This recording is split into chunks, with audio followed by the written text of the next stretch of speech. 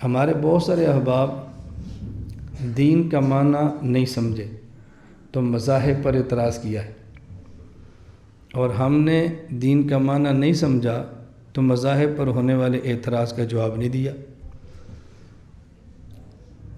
آپ کو یاد ہے میں نے تخصص کے طلباء کو سبق میں بھی کہا تھا کہ آپ اگر میرے بیانات سنیں گے نا تو ہماری محور دو لفظ ہیں، مخالف ہمارا عقیدہ سمجھا نہیں اعتراض کر گیا ہے، اور ہمارے لوگ اپنا عقیدہ سمجھے نہیں تو جواب نہیں دے سکتے۔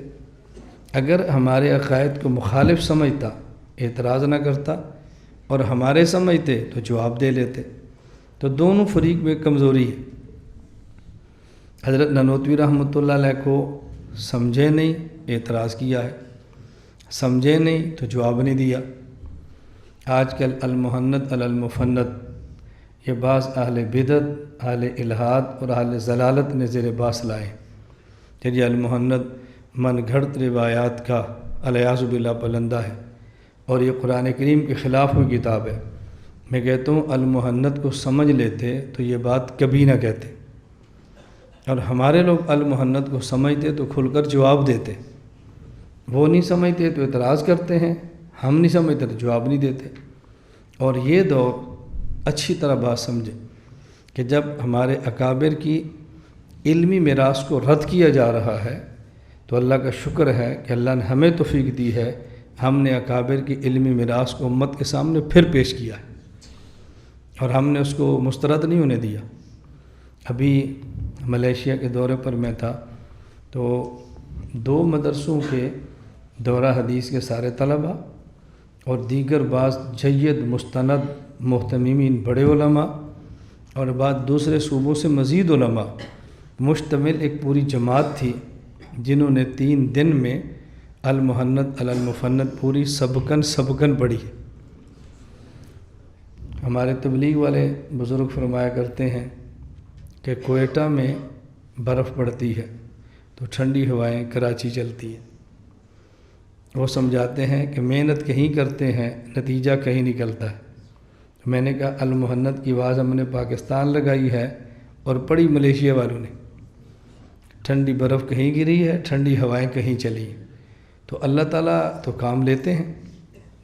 اور میں یہ بات اکثر کہتا ہوں، کام کے حوالے سے دل چھوٹا نہ کریں۔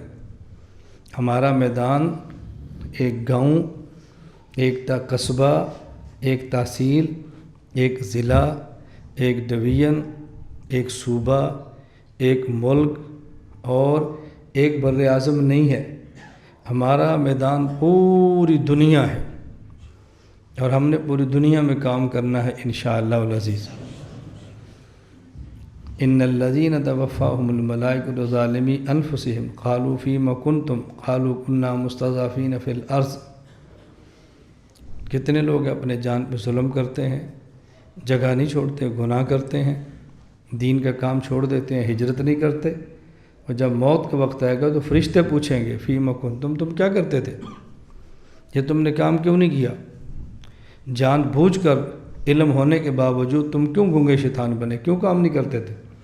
ہو گئے کنا مستضعفین فی الارض، حالات ہمارے موافق نہیں تھے، حالات ہمارے مخالف تھے، اپنے بھی مخالف تھے، غیر بھی مخالف تھے، حکومتی مشکلات بھی تھیں، ہم مجبور تھے۔ فرشتے کہیں گے الم تکن ارض اللہ واسعہ، کیا خدا کی زمین وسیع نہیں ہے؟ فتہاجروا فیہا، ہجرت کر جاتے۔ تو فرض تھا کہ تم نے اپنے گاؤں کے اندر رہنا، گاؤں بدل لیتے نا، کیا فرق پڑتا ہے؟ اس لیے ہمارے کام کا میدان پوری دنیا ہے، اور ہم پوری دنیا میں کام کریں گے انشاءاللہ العزیز۔